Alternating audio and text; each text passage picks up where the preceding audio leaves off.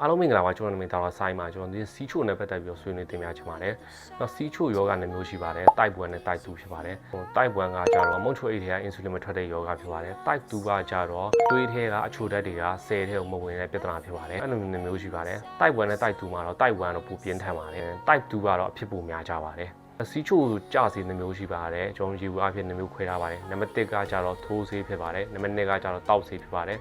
ထိုးဆေးမှာတော့ကျွန်တော်insulin ဖြစ်ပါတယ် insulin မှာ3မျိုးထပ်ခွဲပါတယ် short acting ဖြစ်ပါတယ် short acting ကကြတော့ effect ကို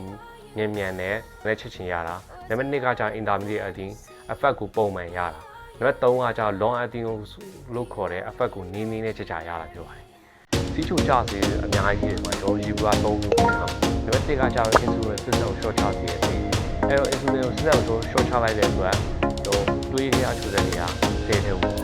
နံပါတ်2ကကြတော့မုတ်ချိုတွေကနေ insulin ပိုထွက်တယ်အဲ့လိုမိသားစုကျွန်တော်တွေးရအချို့တဲ့နေရာဆဲထဲဝင်နံပါတ်3ကကြတော့တွေးရအချို့တဲ့နေရာဒီနဲ့ပါသွားပြီဖြစ်ပါတယ်ဒီရှိမှာလို့ပါ side effect ရတယ်နံပါတ်1ကကြတော့နာမစီကြောက်ကယောဂါတွေဖြစ်တယ်နံပါတ်2ကကြတော့မျိုးဒီလိုတင်ပြီးတော့ဖိတ်အားတွေနံပါတ်3ကကြတော့ဒီဖက်တိုင်းပိုင်းဖြစ်တယ်နံပါတ်4ကကြတော့လက်လာဟိုကခြေတိုင်းဖြစ်တယ်နံပါတ်5ကကြတော့